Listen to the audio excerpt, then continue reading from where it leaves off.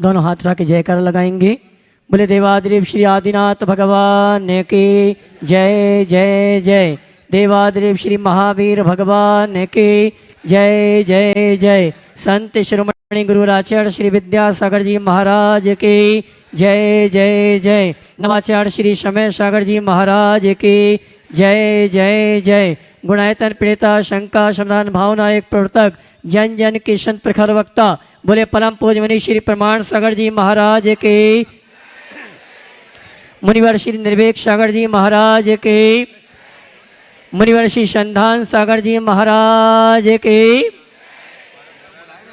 देवी अहिल्या की नगरी मालवा की शान इंदौर के पश्चिम क्षेत्र के रामचंद्र नगर और विंध्याचल नगर के आदिनाथ बागशी सायंकालीन टीवी चैनल का बहुचर्चित विश्वविख्यात शंका समाधान के कार्यक्रम में हम और आप अपनी शंकाओं का समाधान गुरुमुख से प्राप्त करें। उसके पूर्व जनवाणी चैनल के माध्यम से जिस कार्यक्रम को घर में बैठ के देख सुन रहे हैं और यहाँ पर उपस्थित समस्त श्रावक श्राविकाओं के साथ पंचायत सभा भोपाल के समस्त पदाधिकारियों का रामचंद्र नगर मंदिर कमेटी और मुनि वैयावर्ती कमेटी रामचंद्र नगर, विंध्याचल नगर और नरसिंहपुरा दिगंबर जैन समाज हार्दिक अभिनंदन स्वागत करता है। चलते हैं प्रतिदिन की भांति परम पूज्य गुरुवर के श्री चरण में नमन करते हुए आशीर्वाद प्राप्त करेंगे और निवेदन करेंगे शंका समाधान के कार्यक्रम के लिए। दोनों हाथ जोड़ लेंगे, मेरे साथ बोलेंगे हे मुनिवर नमोस्तु, हे गुरुवर नमोस्तु, हे मुनिवर नमोस्तु। और आइए गुरुवर के आशीर्वाद से हम और आप अपनी शंकाओं का समाधान प्राप्त करें। उसके पूर्व झीलों की नगरी भोपाल से हमारे बीच पंचायत सभा के अध्यक्ष मनोज जी वागा, पवन जी, अनुभव जी श्राप, राष्ट्रीय प्रचार मंत्री गुणायतन, कोषाध्यक्ष हुक्मचंद जी, मनोज जी RM मंत्री, अंकित जी, सुनील जी, अभिषेक जी हमारे बीच उपस्थित हैं, जिनकी भावना है कि आगामी संत शिरोमणि गुरु आचार्य श्री विद्यासागर जी महाराज के प्रथम समाधि दिवस का जो आयोजन भोपाल नगर में पंचायत सभा के माध्यम से होने वाला है उसमें आपका सानिध्य प्राप्त हो, आपका आशीर्वाद प्राप्त हो और हमें आपको आगवानी करने का सौभाग्य प्राप्त हो। इस भाव के साथ पंचायत सभा भोपाल निवेदन कर रही है मनोज जी वांगा और रामचंद्र नगर मंदिर कमेटी के पदाधिकारी हमारे सम्मानी पंचायत सभा भोपाल के समस्त पदाधिकारियों का वहीं जाके सम्मान का कार्यक्रम संपन्न करेंगे और आप अध्यक्ष मनीष जिगदिया और कमल जी अग्रवाल ये सभी पहुंचेंगे। सम्मानी पंचायत सभा भोपाल के पदाधिकारियों का सम्मान का कार्यक्रम संपन्न करेंगे। मनोज जी अपनी बात जब तक रखें, आइए। हे स्वामी नमोस्तु नमोस्तु नमोस्तु। परम पूज्य प्रमाण सागर जी महाराज, परम पूज्य निर्वेक सागर जी महाराज और परम पूज्य संधान सागर जी महाराज के चरणों में बारंबार नमोस्तु नमोस्तु नमोस्तु। हे स्वामी, आपके चरणों में बारंबार निवेदन है भोपाल जैन समाज की तरफ से, मेरी पंचायत कमेटी ट्रस्ट की तरफ से और मेरी तरफ से। आपने इंदौर शहर में आपके प्रवास ने बहुत लाभ लिया है और भोपाल को बहुत कम समय मिल पाया था, इसलिए निवेदन है कि भोपाल पधारें और हम सबको लाभान्वित करें। महाराज श्री भोपाल में आपके सानिध्य में होने वाले पंचकल्याणक प्रतिष्ठा महोत्सव के लिए हम लोग बहुत तैयारी कर रहे हैं, लेकिन बिना आपके जल्दी आगमन के हम लोग उसको पूर्ण रूप से नहीं कर पाएंगे। साथ ही साथ हम सबका बड़ा असाता कर्म का उदय था महाराज श्री के गुरुदेव हमारे बीच पिछले वर्ष नहीं रहे और अब ऐसा समय आ रहा है कि हमको उस समयावधि को गुजरे हुए लगभग 1 वर्ष पूर्ण होने वाला है। महाराज श्री हम लोग बड़े व्यतीत हैं, लेकिन फिर भी हम लोग चाहते हैं कि आपके सानिध्य में गुरुदेव को पुनः हमेशा की तरह अपने बीच में जीवंत करें, उनको याद करें। इसके लिए हमें आपके मार्गदर्शन की आवश्यकता है। ऐसा निवेदन है कि आप भोपाल में जरूर पधारें। नमोस्तु कर दीजिए। सम्मान करने के लिए पहुंचे हमारे रामचंद्र नगर मंदिर कमेटी के पदाधिकारी सम्मान का कार्यक्रम संपन्न कर रहे हैं। धर्म प्रमाण समिति की ओर से विजय जी सम्मान कर रहे हैं। आप जोरदार ताली बजा के पंचायत सभा भोपाल के पदाधिकारियों का सम्मान करें। ओ देखिए, हो गया। अभी आप लोगों ने भोपाल शहर के लिए निवेदन किया। मैं देखता हूँ भोपाल वाले केवल मौके की तलाश में रहते हैं और जब मौका मिलता है तो सीधे चौका ही लगाने की सोचते हैं। निश्चित भोपाल का ये योग है, पंच के लालक प्रतिष्ठा महोत्सव तो वहाँ पहले से प्रस्तावित है ही, जो कि आगामी 15 से 20 फरवरी तक सुनिश्चित है।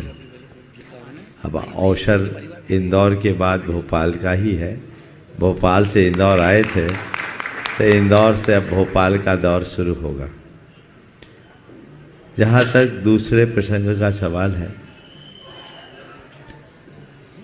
गुरुदेव भौतिक रूप से हम लोगों के बीच से गए हैं, लेकिन हमारे अंतरंग से वे कभी नहीं जा सकेंगे।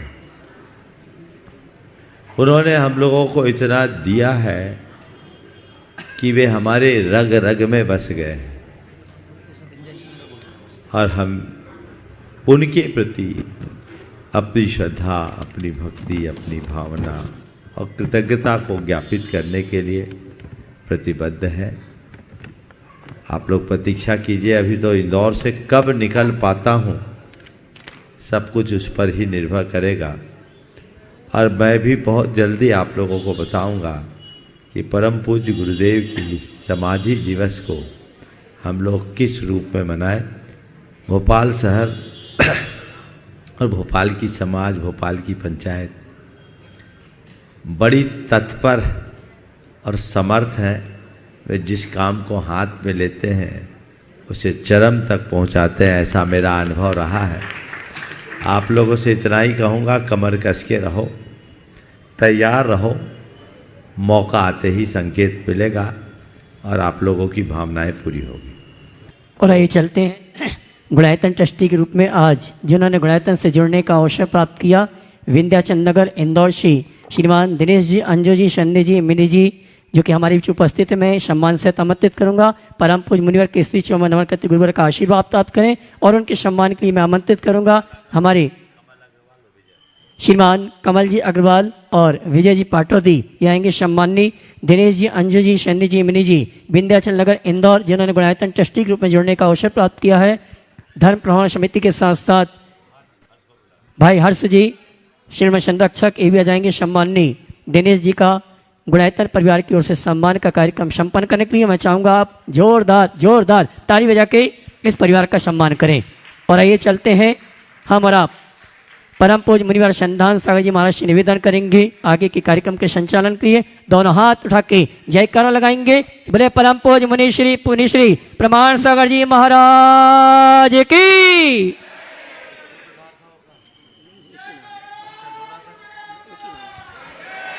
और चलते हैं, जिनका पुण्य बड़ा प्रबल है, ऐसे रामचंद्र नगर वालों का आज भी है संकट समाधान। यहाँ इस आदिनाथ बाग में गुरु चरणों में अपन चलते हैं, और गुरु चरणों में आज के संकट समाधान के लिए प्रथम प्रश्न के लिए मैं आवाज़ दे रहा हूँ दिनेश मंजू जी, विंध्याचल नगर, वे अपना प्रश्न करें। और उसके बाद में लता जी बज, कमल जी अग्रवाल जो ट्रस्टी हैं गुणायतन के। गुरुदेव के चरणों में बारंबार नमोस्तु नमोस्तु नमोस्तु। चुल्लक जी के चरणों में इच्छामी इच्छामी इच्छामी। गुरुदेव, एक स्टूडेंट को कौन सी लाइफ अडॉप्ट करनी चाहिए, सेटिस्फाइड लाइफ या सक्सेसफुल लाइफ? एक स्टूडेंट को कौन सी लाइफ अडॉप्ट करनी चाहिए, सेटिस्फाइड लाइफ या सक्सेसफुल लाइफ? कृपया शंका का समाधान एक करें। स्टूडेंट को कौन सी लाइफ एक्सेप्ट करनी चाहिए, सेटिस्फाइड या सक्सेसफुल? मैं एक बात बोलूं, अगर सक्सेसफुल की परिभाषा ठीक तरीके से समझ जाए तो अपने आप सवाल खत्म हो जाए। सक्सेस है क्या? भागने का नाम सक्सेस नहीं है, थमने का नाम सक्सेस है। एक लक्ष्य बनाकर वहां पहुंचकर आनंद लेने का नाम सक्सेस है, और ये तभी होगा जब हम अपने लक्ष्य को पाने का प्रयत्न करेंगे और वहाँ संतोष करेंगे। समझ गए? नमोस्तु गुरुदेव, नमोस्तु नमोस्तु। हाँ कमल जी, हाँ माइक दे दो, वहीं के वहीं दे दो। कमल जी अग्रवाल, वे अपना प्रश्न भी रख रहे हैं। उनकी बहू का भी प्रश्न है, महिमा जैन। वो अलग है, ये अलग है। चलो, ये अपनी टीम के साथ है, बोलो। पूरी टीम के साथ में। ये तो पुरस्कार मिला मुझे। हाँ हाँ बोलो। गुरुदेव एक और उसके बाद में लता जी बस तैयार रहेंगी उदय नगर से अपने बीच में, रुचि पहले मैं जी और आरव सिंगापुर के साथ में। गुरुदेव के चरणों में बारंबार नमस्तु, छुल्लक जी के चरणों में बारंबार इच्छामि। गुरुदेव, यहाँ जो अभी वर्तमान में हमारे पास जो मुनिवर समिति की जो कमेटी है और उसके कुछ कार्यकर्ता हैं जो अच्छी से अच्छी व्यवस्था देने में समर्थ हैं। आपका प्रवास यहाँ रहा अभी इतने दिनों से, हमारी तरफ से, हमारी टीम की तरफ से कोई कमी हो तो आप उस पर मार्गदर्शन देवें और इस टीम को आगे और अच्छा करने के लिए और क्या होना चाहिए उस पर कृपया मार्गदर्शन देने की कृपा करें। नमोस्तु गुरुदेव। देखो, मुझे कमियां तो दिखती नहीं, इसलिए मैं क्या बोलूं। मैं इतना ही देख रहा हूं कि इस कॉलोनी के लोगों में अपार उत्साह है, भक्ति भाव है, उसमें कोई कमी नहीं है। और आप लोगों का पुण्य भी प्रबल है। आए तो हम एक टाइम के लिए थे, लेकिन आपके पुण्य ने आपको विशिष्ट लाभ दे दिया है ना। आज चौथा शंका समाधान आपको अभी मिल रहा है। आपने पूछा है क्या करे, तो मैं तो यही कहता हूँ इतनी बड़ी समाज है, भगवान का मंदिर तो आपने बना ही लिया, संतों के रहने के लिए स्थान भी बनाओ ताकि आप लोग उत्साहपूर्वक ला सको। ये तो भाग्य से जगह मिल गई। हालांकि नरसिंहपुरा समाज की भी अपनी ही जगह है और बहुत उदार लोग, वो तो बहुत अपने आप को कृतार्थ समझ रहे हैं। अध्यक्ष महोदय यहाँ बैठे हैं, वे अपने आप को बहुत कृतार्थ समझ रहे हैं। और इन लोगों ने मुझसे अभी कहा भी कि हम इसको पूरा तोड़ के रिनोवेट करने का लक्ष्य रख रहे हैं। तो ये लोग बनाए तो बनाए, तुम लोग बनाओ तो कम से कम ऐसा और बना लेना कि साधु संतों का समागम मिल सके और इस क्षेत्र को लाभ मिले। मंदिर के साथ जब संतों के रहने की सुविधा होती है तब आप लोगों का धर्म ध्यान बढ़ जाता है। अन्यत्र आप जाओगे तो केवल प्रवचन का लाभ ले सकते हो, यत्किंचित वैयावृत्ति का लाभ ले सकते हो, आहार दान का, और अपने घर में आहार दान का लाभ तो आप तभी ले सकते हो जब आप अपने मंदिर के निकट साधुओं का विश्राम करा सको। ये पुण्य अवसर आपको उसके बिना नहीं मिल सकता। इसलिए समाज को चाहिए कि इसके लिए भी जो भी उत्तम विकल्प सुलभ हो उस पर विचार करें। बहुत बहुत महिमा जी जो कमल जी अग्रवाल की बहू है, वे अपना प्रश्न कर रही हैं और उसके बाद में बच परिवार तैयार रहेगा, उदयनगर और सिंगापुर। मुनि संघ के चरणों में नमोस्तु नमोस्तु नमोस्तु। छुल्लक जी इच्छामि इच्छामि इच्छामि। महाराज जी, जब कषायों की मंदता इतनी महत्वपूर्ण है कि आगामी हमारी जो गति है वो उस पर निर्भर करती है, तो फिर कर्मों की निर्जरा के साधन, त्याग, व्रत आदि को प्राथमिकता क्यों दी जाती है?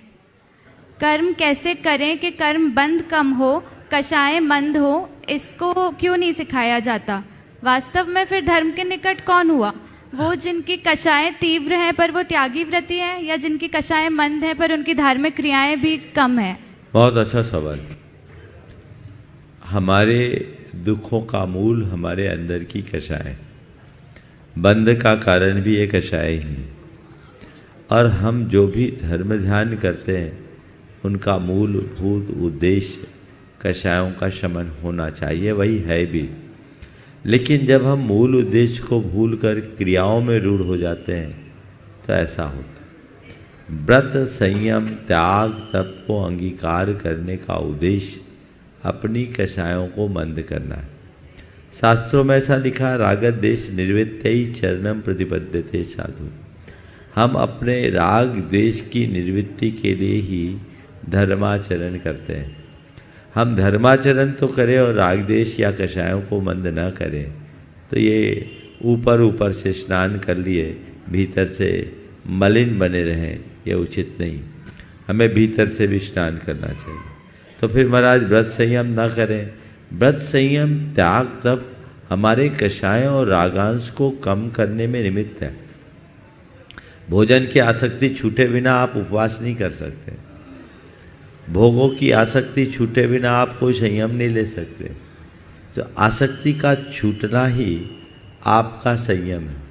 और आसक्ति को छोड़ने के लिए हमें ज्ञानपूर्वक आचरण करना चाहिए। गतानुगतिक बनकर यदि हम धर्म ध्यान करेंगे तो हमारे साथ वही होगा जो अक्सर होता है। लेकिन अंदर से जागृत होकर धर्म ध्यान करेंगे तो वह होगा जो होना चाहिए। तो जो होता है और होना चाहिए, इस फेथ को हम समझें, दूसरे को न देखें, खुद को देखें। अब आपका सवाल है, एक व्यक्ति कौन अच्छा है, जिसकी कसाएँ मंद है वो, या जो त्यागी वृत्ति है पर कसाएँ तीव्र है? मैं आपसे कहूँगा कि जिसकी कसाएँ मंद है वो अच्छा है, लेकिन यदि वो मंद कसाय के साथ त्यागी वृत्ति बन जाए तो और अच्छा है। तो वहीं न अटके, उसको भी ये ध्यान रखना है कि ऊपर ऊपर से कसाय मंद कर लेने से काम नहीं होगा। कसायों का द्वार हमेशा के लिए बंद करने के लिए तुम्हें त्याग संयम के पथ पर चलना होगा।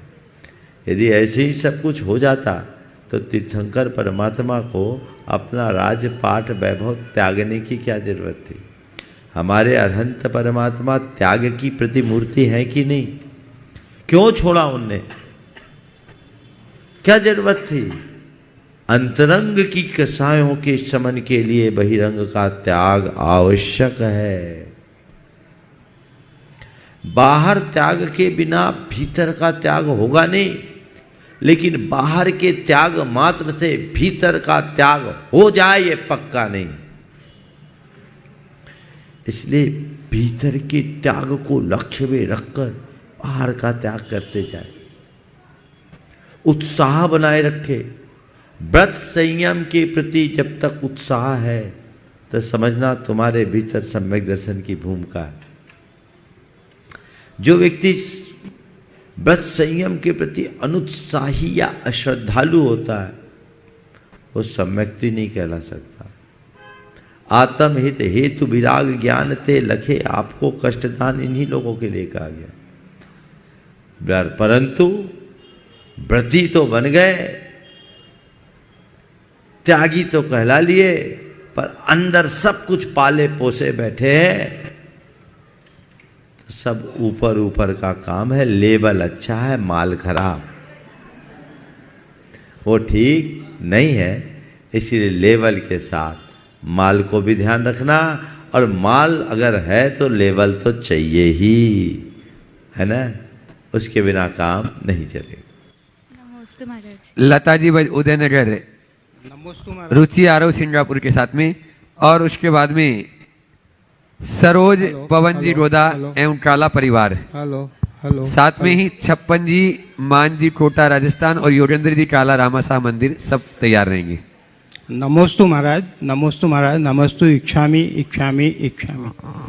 महाराज जी, सम्यक दर्शन ज्ञान चारित्राणी तो मोक्ष मार्ग बताया है, पर हम गृहस्थ में रहते हुए अपने दर्शन को क्या साधना के बल पे उसको पुष्ट कर सकते हैं, या और किसी कार्य और किसी तरीके से उसको पुष्ट किया जा सकता है गृहस्थ में रहते हुए? देखिए, सम्यक दर्शन को पुष्ट करने के लिए हमारे लिए दो बाहरी साधन बताए। सम्मत तस् निमित्तम जिनसुत्तम तस् जानिया पुरुषा अंतर हेव भणिदा दंसन मोहस खय पौधे। सम्यक दर्शन का निमित्त जिन सूत्र है और उसके ज्ञाता पुरुष, अर्थात हम शास्त्र का अध्ययन करें और शास्त्र के मर्मज्ञ और शास्त्रानुरूप जीवन जीने वाले गुरुओं के संपर्क में रहें। यदि ये दो बातें होते रहेगी, हमारा सम्यक दर्शन न केवल पुष्ट होगा अपितु प्रखरेगा, प्रखर भी बनेगा, उसमें निखार भी। नमोस्तु नमोस्तु नमोस्तु नमोस्तु। सरोज पवन जी रोदा एवं काला परिवार रामासा मंदिर अनुपस्थित। अगला बोलो। रामचंद्र नगर बहुमंडल अपना प्रश्न रखें, और उसके बाद में सुरेखा जी जैन कालानी नगर तैयार रहे। ओ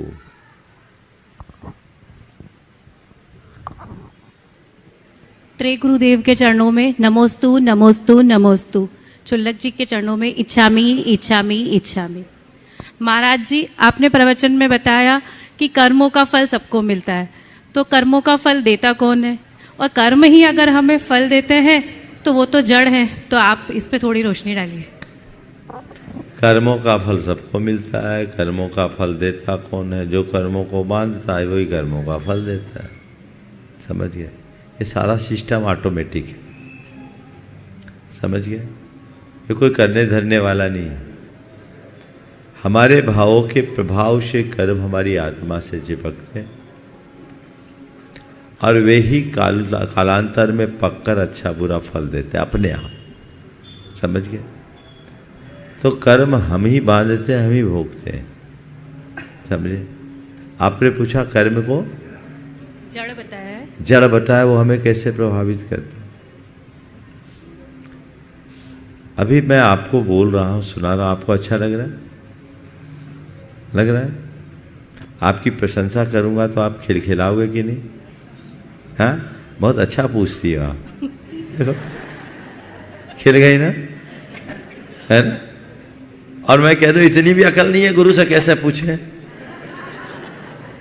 तो तमतमा भी सकते हो। खैर यहां नहीं तमतमाओगे, कैमरा सामने है, पर कोई दूसरा कह देगा तो तमतमाओगे कि नहीं? तो शब्द के सुनने से आप खिलखिलाए और शब्द के श्रवण से ही आप तमतमाए। ये शब्द क्या है, जड़ है कि चेतन? हाँ बोलिए। जड़। तो जड़ का प्रभाव आप पर पड़ा कि नहीं पड़ा? बोलो। हाँ पड़ा। तो जब जड़ शब्दों का प्रभाव हमारी चेतना पर पड़ सकता है तो जड़ कर्मों का प्रभाव क्यों नहीं पड़ सकता? समझ में आ गई बात? तो कर्म हमारी आत्मा की शक्ति को कुंठित करता है।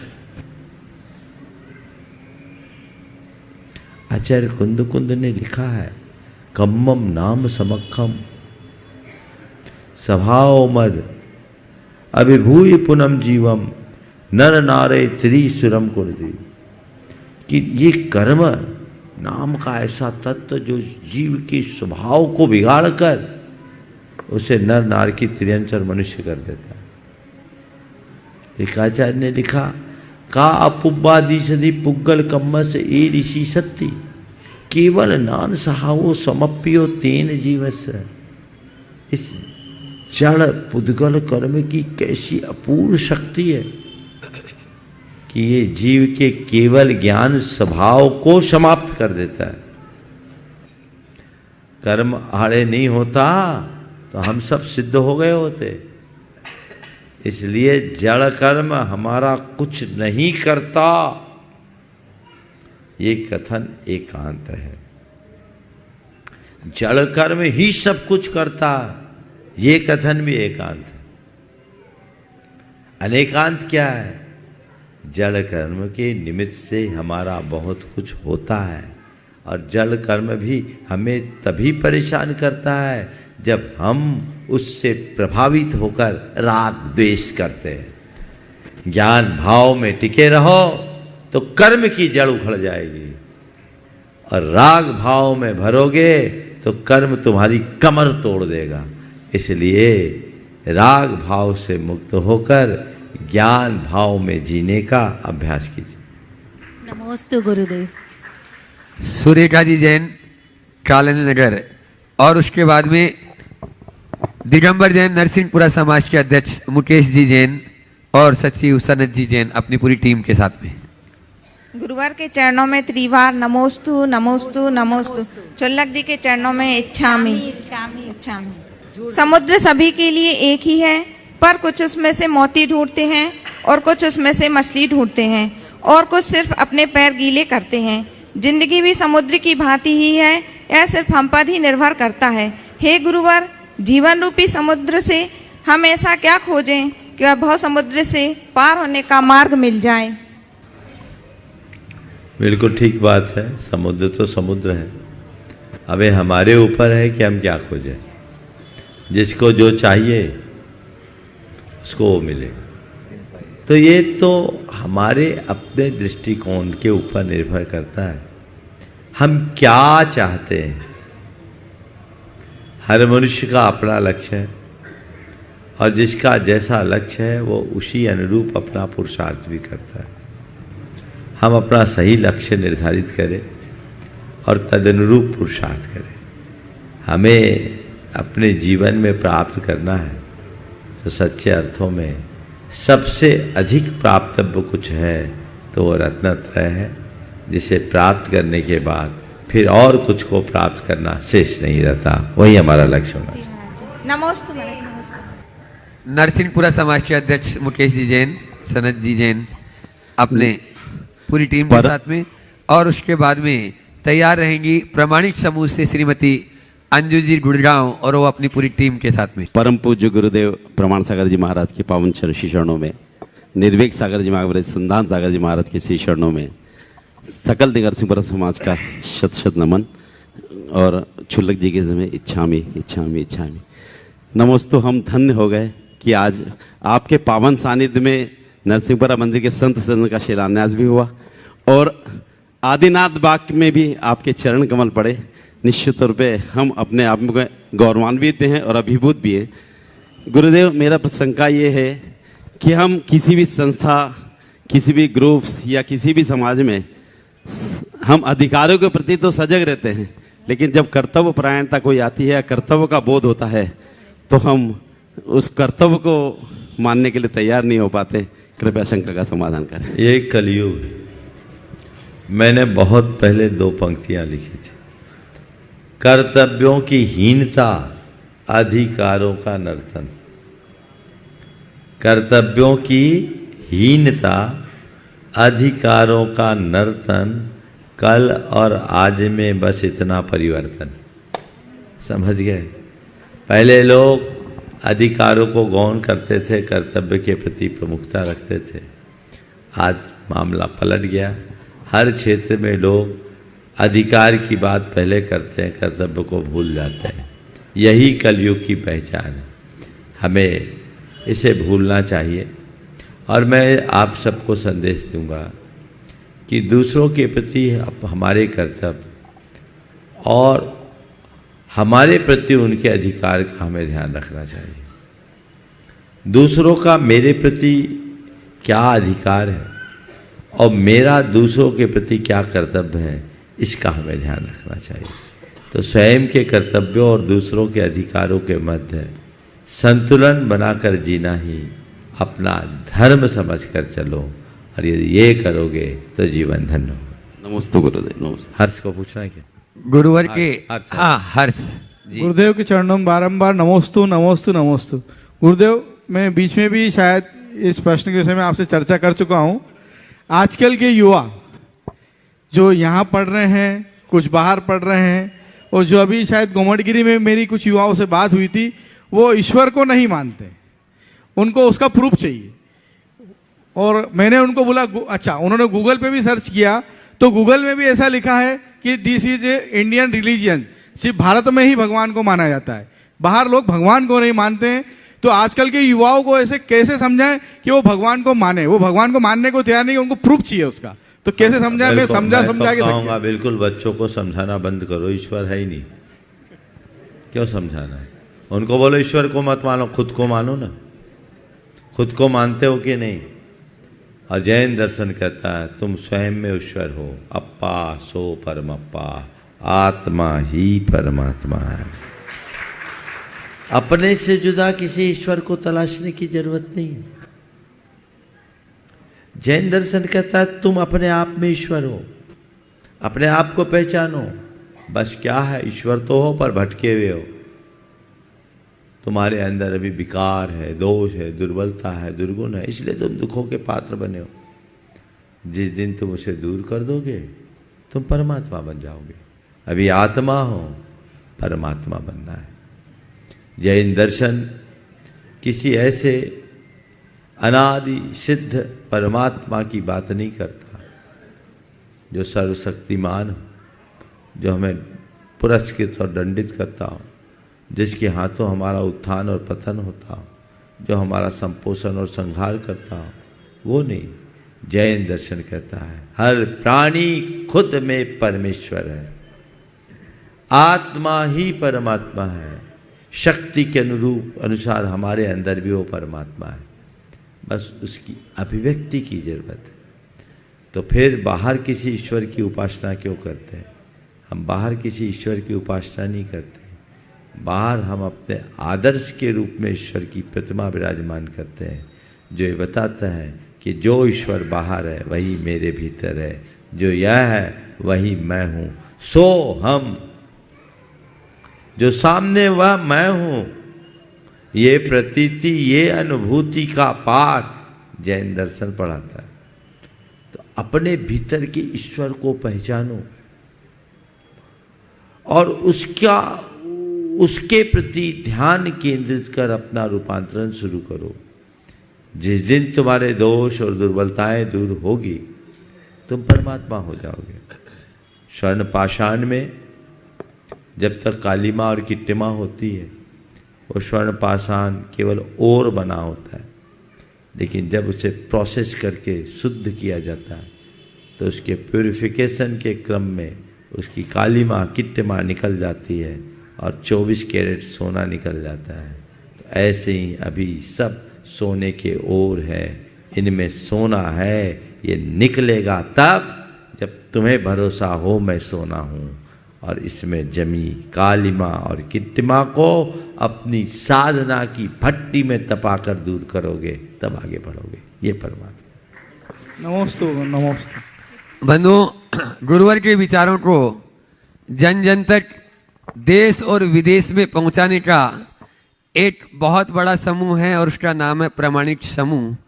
वह प्रामाणिक समूह जो न केवल पाठशालाओं तक सीमित है, अपितु गुरुवर के जो विचार हैं उन विचारों के अनुरूप अनेकों कार्य अपने जेहन में समाये हुए हैं और जुनून ले चुका है। अब तो उसमें देश और विदेश के अनेकों लोग जुड़ चुके हैं। और भी अभी आपके सामने अंजू जी अपनी बात रखेंगी। अंजू जी गुड़गांव, रुचि जी सिंगापुर और अंजू जी रांची, अर्चना जी कोलकाता, ये सभी लोग प्रामाणिक समूह से जुड़े हैं और अपनी बात भी रखें और एक प्रश्न भी। नव वर्ष में नए विचारों के साथ में गुरुवर के विचारों को साकार करने में लगे। एक बार जोरदार ताली बजा दीजिए प्रामाणिक समूह के लिए। वे अपना प्रश्न रखें और उसके बाद में तैयार रहेंगे संगीता जी गंगवाल, रामचंद्र नगर। त्रय मुनि राजों के चरणों में नमोस्तु नमोस्तु नमोस्तु। छुजक जी के चरणों में इच्छामि।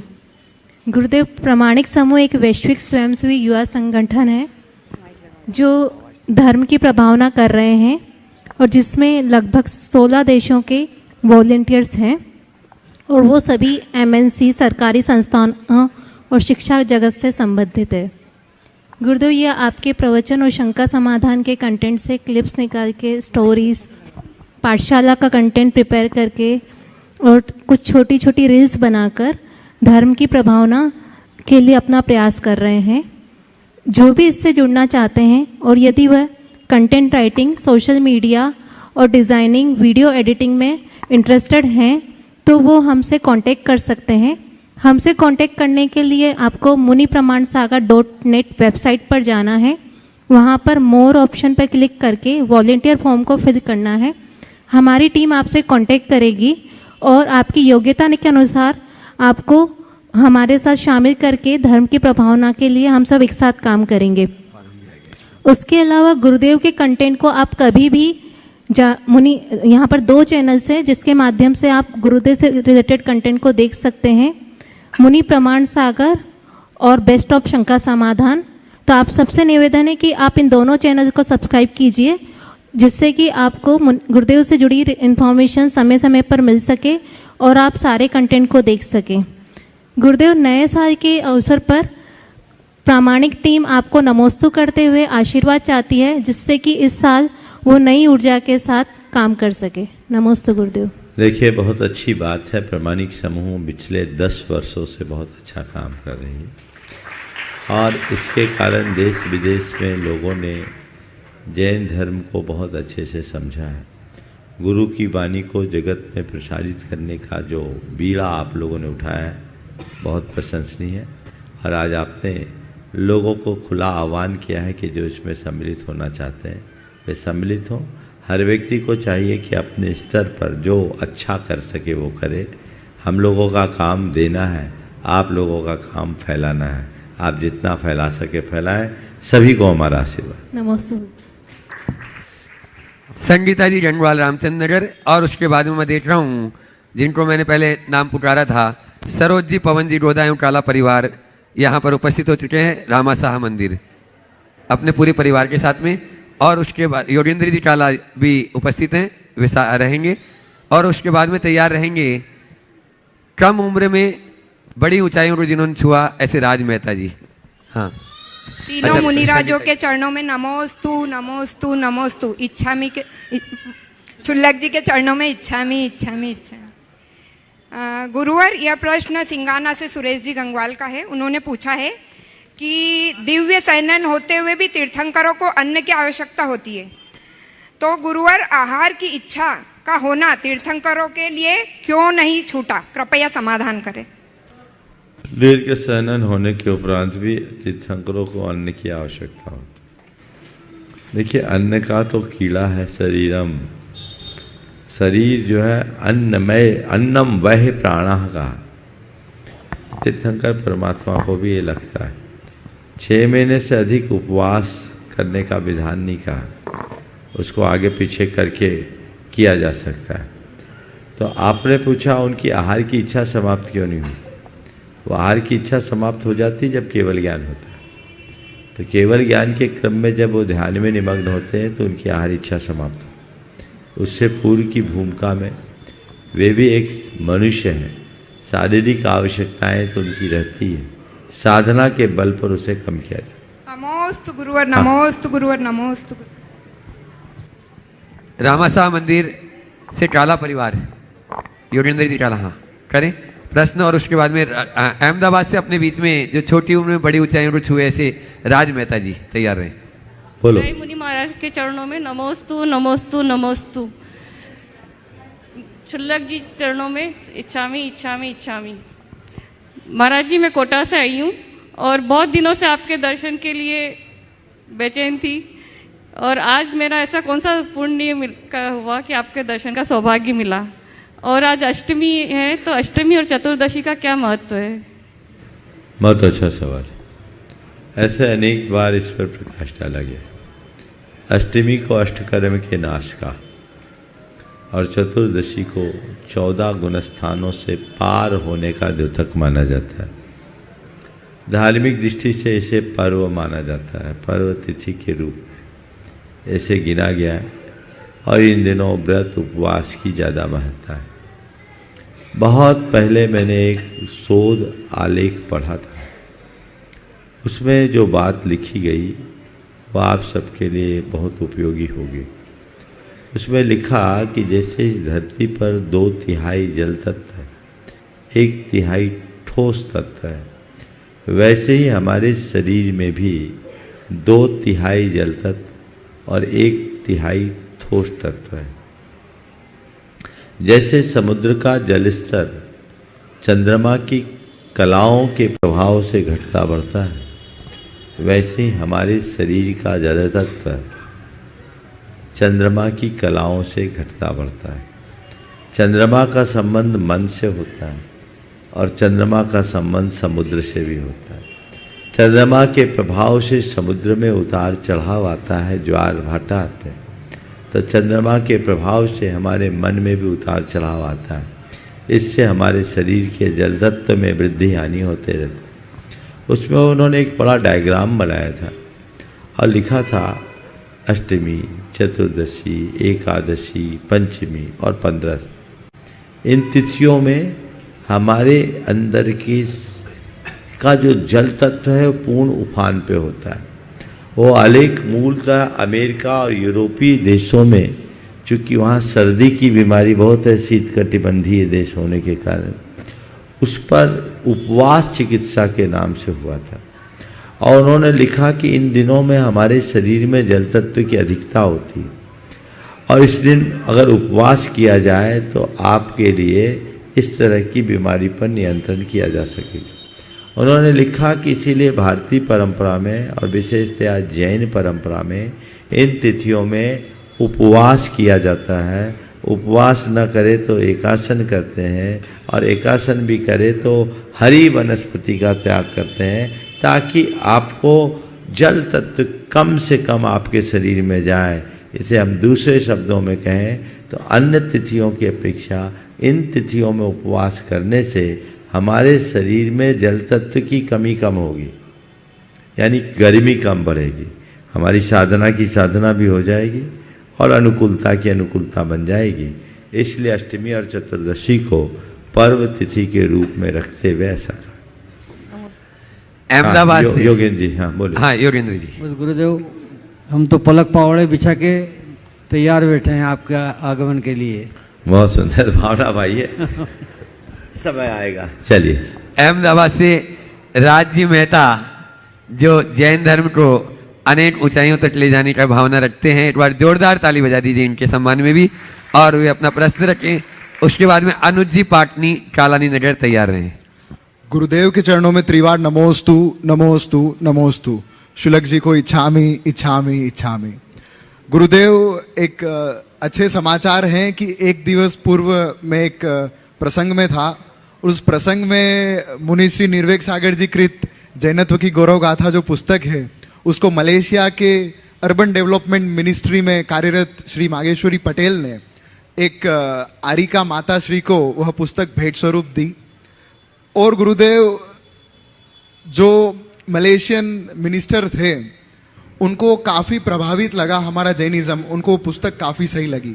इस प्लेटफॉर्म के माध्यम से मैं सभी को कहना चाहूँगा कि हमें उस पुस्तक का अध्ययन करना चाहिए, जैनत्व की गौरव गाथा का। उसमें मेंशन किया गया है काफ़ी सारे हमारे ग्रंथों के बारे में। गुरुदेव, जब भी मेरा लोगों से मिलना होता है वो पूछते हैं कि इतनी सी कम उम्र में आप ये जो कर पा रहे हैं ये कैसे संभव होता है। मेरा यह मानना है कि ये गुरु और हमारे माता पिता के आशीर्वाद से ही संभव है। पर जैनिज़्म के अकॉर्डिंग क्या हमारे पूर्व भव या पूर्व कर्मों का क्या कोई लेन देन होता है जो हमारी इस जन्म की उपलब्धियां हैं? नमोस्तु गुरुदेव। देखिए, हमारे जीवन में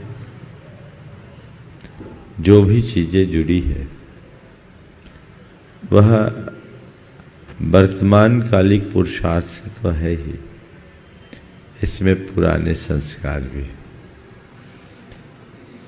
जिस जीव के अच्छे संस्कार होते हैं उसकी बुद्धि अच्छी होती है, और अच्छी बुद्धि के प्रताप स्वरूप वो अच्छे संयोगों को जुटाता है और उसे अच्छे संयोग मिल जाते हैं। और कदाचित अच्छे संयोग मिलते हैं तो उनका प्रयोग भी अच्छा करता है। तो ये सब चीज़ें एक दूसरे के साथ जुड़ी है। मुझे बेहद प्रसन्नता है कि तुम जैसे युवा धर्म की भावना में इतनी तत्परता से लगे। हमें अन्य युवाओं को भी इससे प्रेरणा लेनी चाहिए और ये सोचना चाहिए कि हमें ये नर जीवन मिला है, जैन कुल मिला है, तो हम जैन धर्म को समझकर स्वयं उतारे और इसको अधिक से अधिक फैलाएं। नमोस्तु गुरुदेव। अनुज जी पाटनी कालानी नगर गुरुदेव उपस्थित है यहाँ पे। एक क्षण और मैं लूंगा। मेरा विगत दिवसों में पतंजलि के सह संस्थापक जो कि आचार्य बालकृष्ण जी हैं उनसे मिलना हुआ था। उन्होंने आपके चरणों में नमोस्तु कहा है। उन्होंने कहा है कि जैन संत प्रमाण सागर जी जब भी यहाँ से अगर कभी विहार संभव होता है तो पतंजलि का पूरा गुरुकुल उनके लिए तत्पर है स्वागत के लिए। नमोस्तु गुरु। अनुज जी पाटनी, संदेश जी जैन इंदौर, और उसके बाद में तैयार रहेगी यहाँ की कमेटी धर्म प्रभावना। अभी आपको मालूम हो तो पर्युषण पर्व में इस बार भी और पिछले बार भी पर्युषण पर्व में अनेकों मंदिरों में पूज्य महाराज श्री जी की जो 50 पुस्तकें प्रकाशित हुई है वे भारतवर्ष के विभिन्न जिनालयों में यहाँ से गुणायतन के माध्यम से जा रही हैं। तो अभी यहाँ पर धर्म प्रभावना समिति के माध्यम से इस रामचंद्र नगर के लिए वह 50 पुस्तकों का सेट धर्म प्रभावना समिति यहाँ के अध्यक्ष जी शरद जी और मंत्री जी आ जाएं और वे लेंगे, मनीष जी वे आ जाएंगे और उनके हाथों से वह सेट लेंगे। तब तक भाई अपना संदेश जी प्रश्न करें आप। नमोस्तु महाराज।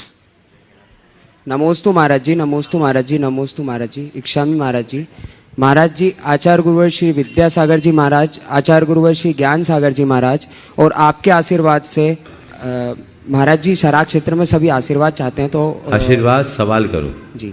महाराज जी कुंडलपुर में 2 दिन पहले मेरा कुंडलपुर में वंदना करना हुआ था, तो बड़े बाबा के दर्शन के लिए गया था मैं। तो मेरा प्रश्न ये था महाराज जी, मुझे रास्ते में गिरे हुए कुछ वहाँ पर पैसे मिले थे, तो मैंने वो उठा के कुंडलपुर की बड़े बाबा की दान पेटी में डाल दिए थे, तो वो करना सही था या गलत था? अगर कोई खोज रहा होगा, जिसका गिरा वो खोज रहा होगा, वो क्या करेगा?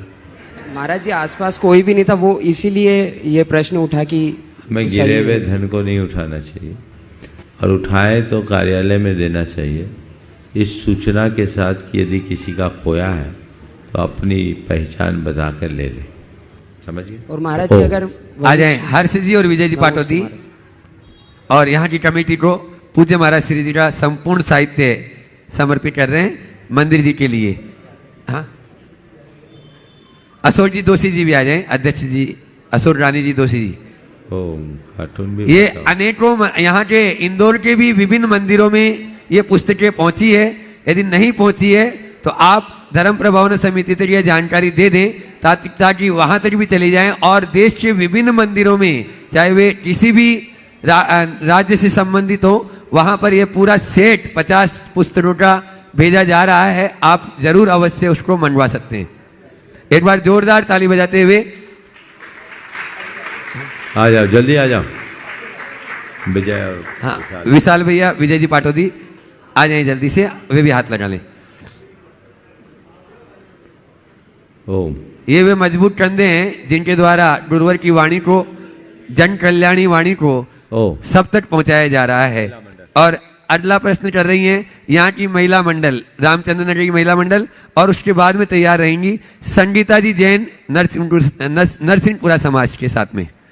मुनिराजों को महिला मंडल की ओर से नमोस्तु नमोस्तु नमोस्तु। समस्त क्षुल्लक जी को इच्छामि इच्छामि इच्छामि। हे गुरुवर, मेरा प्रश्न है कि हम चौका लगाते हैं, उसमें बहुत से बाहर के लोगों की भावना होती है कि हम चौके में कुछ न कुछ सामग्री प्रदान करें। वह सामग्री दे कर के जाते हैं, उनकी भावना को हम सम्मान करते हैं, किंतु कोई गुरुवर आहार होता है तो वो सामग्री तो पूरी नहीं, पर थोड़ी बहुत चल पाती है, या गुरु नहीं आए हैं तो वह सामग्री हम लोग स्वयं को खाना पड़ता है, उसका उपयोग करना पड़ता है, तो उसमें हमें क्या दोष लगता है? या जो सामग्री दे कर के जाता है उसमें उनका पुण्य का वर्धन होता है? कृपया करके मेरी इस शंका का समाधान करें। नमोस्तु भगवान, नमोस्तु नमोस्तु नमोस्तु। बहुत ही अच्छा सवाल किया। देखिए, सबसे पहली बात तो ये समझना, स्वस्याति सर्गो दानम, अपने द्रव्य को देने का नाम दान है। तो आपने चौका लगाया, आपको अपना देना चाहिए। अब महाराज कोई आता है दूर से, भावना लेकर आता है, हमारा कुछ लग जाए, हमको तो मौका नहीं मिल रहा है, तो ये मान करके चलो जितना आप उसका लोगे उतना आपका शेयर घटेगा। समझ गए? शेयर तो घटेगा ना। सुनो, मेरी पूरी बात करने दो भी। आपका शेयर घटेगा, तो अब क्या करें महाराज, फिर तो हम क्यों अपना शेयर घटाएं? तो ऐसे स्वार्थी भी मत बनो। उनसे बोलो, हम आपकी भावना का सम्मान करते हैं, लेकिन अत्यल्प मात्रा में हम ले रहे हैं, अधिक नहीं। हाँ, आ रहा हूं वहां। और फिर दूसरी बात ये कहो कि आप चौके के लिए दो तो स्वीकार है, महाराज के लिए दो तो नहीं। महाराज के चौके के लिए दो तो स्वीकार नहीं, हमारे चौके के लिए दो तो स्वीकार। क्यों? महाराज का ठिकाना थोड़ी है कि आएंगे कि नहीं आएंगे, और आएंगे भी तो लेंगे कि नहीं लेंगे। चौके के लिए दो तो माल चौके का है, हम खा सकते हैं, लेकिन महाराज के नाम से दो तो एकदम विनम्रता से ना कर दो। कुछ लोग बिना बोले चुपचाप रख के चले जाते हैं, ये उचित नहीं। दान देने की भावना है तो जिसको आप दे रहे हैं वो ग्रहण करे तब ना दान है, रखने का नाम दान नहीं। तो अत्यंत विनम्रता के साथ निवेदन पूर्वक आप दीजिए और आप भी सामने वाले की भावनाओं का सम्मान करते हुए थोड़ा सा ले लीजिए। एकदम सिरे से नकार देना भी ठीक नहीं और सब कुछ ले लेना भी ठीक नहीं। अपने विवेक से काम करें। नमोस्तु भगवान, नमोस्तु नमोस्तु नमोस्तु। संगीता जी जैन नरसिंहपुरा समाज और उसके बाद में सौम्यता ऋचा दिवाकर तैयार है रामचंद्र नगर। नमोस्तु महाराज जी, नमोस्तु नमोस्तु नमोस्तु। गुरुओं के सब में नमोस्तु नमोस्तु, इच्छामि इच्छामि इच्छामि। मेरी शंका यह है कि आजकल धर्म बहुत भव्य हो गया है, जैसे पंच कल्याणक भव्य है, मंदिर भव्य है, खाना रहना सभी भव्य होता जा रहा है। प्राचीन काल में भी अपने धर्म के उद्गम के काल में भी भव्यता थी, जैसे कि गर्भ के टाइम पे रत्नों की वर्षा होती थी या जुलूस होते थे या जो भी होता था। लेकिन इन सब में आत्मा की मतलब हम आत्मा को कहाँ छुपा रहे हैं, हम धर्म को कहाँ छुपा रहे हैं? देखिए बिल्कुल ठीक कह रहे, धर्म तो हमेशा भव्य रूप में रहा है, हर युग में रहा है, प्राचीन काल में भी और आज में भी। अंतर केवल इतना है कि प्राचीन काल में धर्म भी भव्य था, धर्मी भी भव्य था। क्या बोल रहा हूँ? धर्म भी भव्य था और धर्मी भी भव्य था। वर्तमान में धर्म तो भव्य दिख रहा है, धर्मी का तो 12 बज रहा है, वो छू नहीं पा रहा है। हमें हाँ वो धर्म को छू नहीं पा रहा है। वही तो बोल रहा, 12 बज रहा है। तो धर्मी अपने अंदर भव्यता विकसित करे ताकि धर्म का प्रयोजन सार्थक हो सके। नमोस्तु। सौम्यता ऋचा दिवाकर और उसके बाद में पूर्वी जैन शहडोल तैयार रहे। महाराष्ट्री नमोस्तु महाराष्ट्री नमोस्तु महाराष्ट्री। चुलक जी को महाराष्ट्री उपवास के संदर्भ में मैंने एक वीडियो देखा जिसमें एक महिला महाराष्ट्री उपवास के संदर्भ मैंने जिसमें एक वीडियो देखा जिसमें एक महिला की आंतें सिकुड़ गई जिन्होंने उपवास किया था। उपवास करने से एक महिला की आंतें सिकुड़ गई, महीना भर उन्होंने उपवास किया तो उनकी आंतें सिकुड़ गई। तो क्या तरीका होना चाहिए महाराज जी की, मतलब शरीर को कष्ट इतना ना हो कि उन्हें हॉस्पिटल जाना पड़े? देखिए उपवास एक अच्छी साधना है। उपवास से कैंसर जैसी बीमारी भी ठीक होती है, लेकिन सुदीर्घ उपवास नहीं करना चाहिए। उससे आंतें आदि सिकुड़ जाए ऐसा काम नहीं करना चाहिए। बीच बीच में जल अधिक देना चाहिए। उपवास के बाद जो पालना है उसमें भी अतिरिक्त सावधानी रखनी चाहिए। दीर्घ उपवास किया तो आपको धीरे धीरे शरीर के सिस्टम को खोलना चाहिए। गुनगुने पानी का प्रयोग करना चाहिए। ठंडी चीज़ों से परहेज करना चाहिए। एक बार किसी ने 3 उपवास किए और अनार के ठंडे पानी से जूस से पार ना कराए, किडनी सिंक हो गई। तो ये चीज़ें अच्छी नहीं, इसमें विवेक रखना चाहिए। महाराज श्री एक बात और, जैसे उपवास करते हैं तो लोग फ्रूट्स वगैरह ले लेते हैं, बनाना या वो दूध। उपवास चारों प्रकार के आहार के त्याग पर होता है। नमोस्तु। इस प्रकार आप लोगों के यहाँ 3-4 शंका समाधान 3 आहार हो गया। ये आप लोगों की उम्मीद से भी ज़्यादा हो गया। और कल प्रातःकाल सौभाग्य जागेगा स्मृति नगर का। कल का प्रवचन और उसके बाद की चर्या स्मृति नगर में होगी। अब आप लोगों को फिलहाल धैर्य रखना होगा। समय आप सबका हो गया। यहीं पर विराम। बोलिए परम पूज आचार्य गुरुवर श्री विद्यासागर जी महाराज। बोले परम पूज्य ऋषि प्रमाण सागर जी महाराज की